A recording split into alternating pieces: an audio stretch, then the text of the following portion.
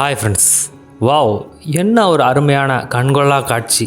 யானையும் அதனுடைய குட்டியும் எவ்வளோ அழகாக பைப்லேருந்து தண்ணியை குடிக்குதுங்க. கடுமையான வெயில், கொடுமையான தாகம், அதுங்களுக்கு கிடைச்ச கொஞ்சம் தண்ணியை குடிக்குதுங்க. ஆனால் மனிதர்கள் நம்முடைய தேவைக்கு போக பல நேரங்கள்லையும் நிறைய தண்ணியை வேஸ்ட் பண்ணுறோம்.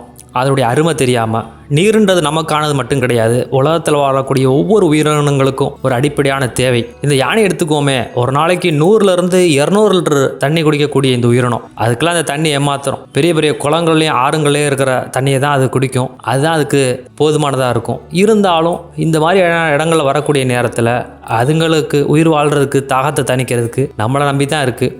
அதை மனசில் கொண்டு நாமளும் தண்ணியை வேஸ்ட் பண்ணக்கூடாது. குடிக்கலாம், குளிக்கலாம். அதே போல் மற்ற உயிரினங்களுக்கு, யானை மற்றும் பறவைகள், விலங்குகளுக்கும் நம்ம தண்ணி கொடுத்தோம்னா எல்லாரும் நல்லா வாழலாம். வீண் விரயங்கள் அதிகமாக செய்ய நமக்கு ஆபத்து. நம்மளை சுற்றி இருக்கக்கூடிய பல உயிரினங்களும் அதனுடைய உயிர் கேள்விக்குறியாக இருக்கும். ஓவர்லாக், ஜிக்ஸாக், பவர் மிஷின் எதுவாக இருந்தாலும் நம்ம சன் தையல் மிஷினுக்கு வாங்க. உங்களுக்கு பிடிச்ச தையல் மிஷினை வாங்கிட்டு போய் தச்சு தொழிலை டெவலப் பண்ணுங்கள்.